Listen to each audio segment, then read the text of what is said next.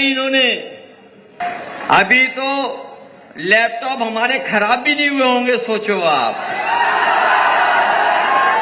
और जमाना बदल गया है और इनके दिए हुए जो टेबलेट हैं वो उतने अच्छे नहीं है जितने अच्छे देने चाहिए थे। हम अपने पढ़ने वाले बच्चों को कह के जा रहे हैं कि जहां नई तरह की चीजें आ गई हैं, नई तरह की टेक्नोलॉजी के माध्यम से पढ़ाई भी हो रही है। कभी किसी ने सोचा नहीं था कि ऑनलाइन पढ़ाई इतनी शुरू हो जाएगी।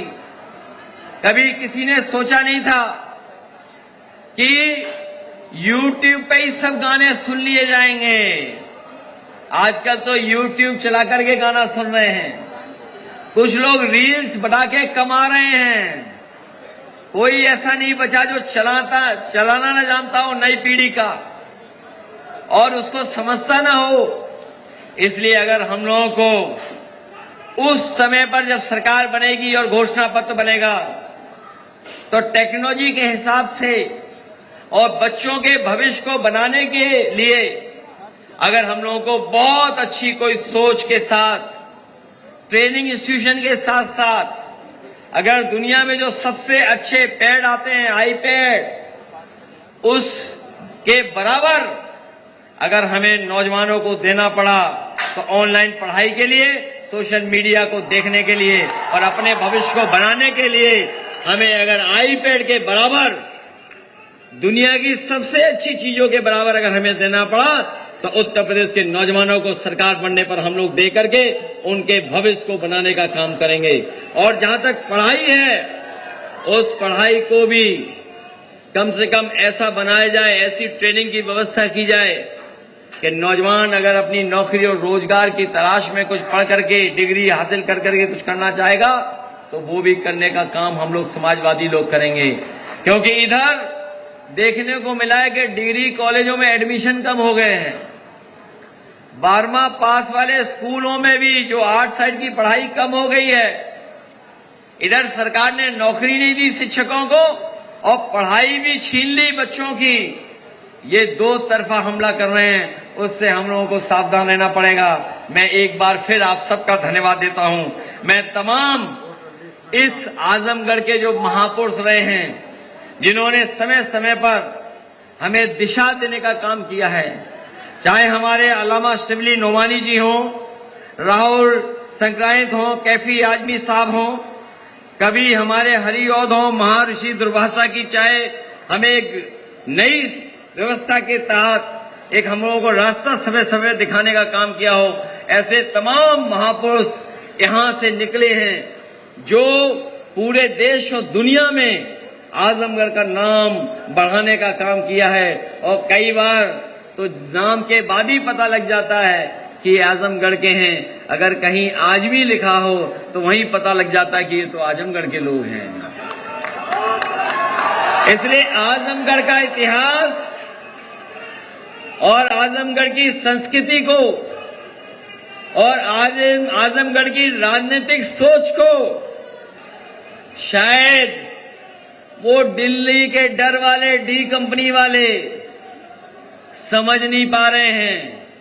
जिन्हें दिल्ली से डर लगता हो, जिन्हें अपने 2 डीसीएम से डर लगता हो, वही लोग हैं जो डी कंपनी के साथ मिलकर के अपनी सरकार चलाना चाहते हैं। हम समाजवादी लोग वो हैं जो सबको साथ लेकर के खुशहाली के रास्ते पे ले जाना चाहते हैं। हम बधाई देते हैं अपने समाजवादी नेताओं को, कार्यकर्ताओं को, जिन्होंने आज इस कार्यक्रम में आकर के सफल बनाने का काम किया।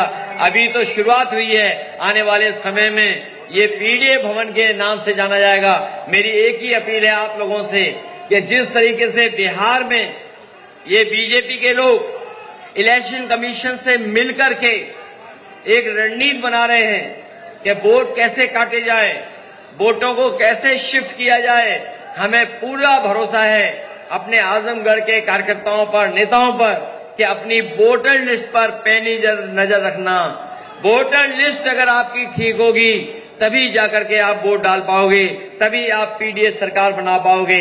हमें उम्मीद है कि आने वाले समय में 2027 में आपके उत्तर प्रदेश में पीडीए सरकार बनकर के पीडीए के लोगों की मदद करने का काम करेंगे।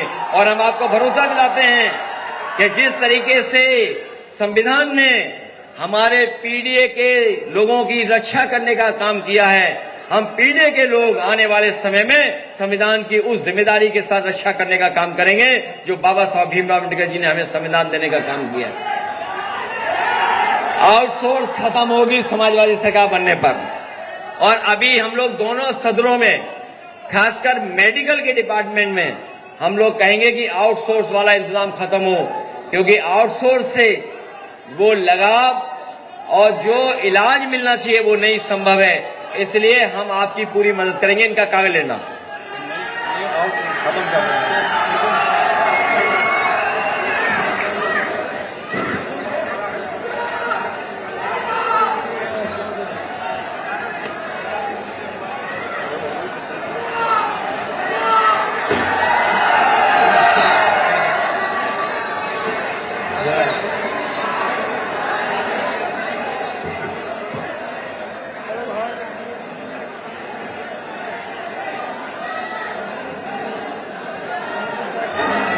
कागज कहाँ है? कागज ले लिए? कागज ले?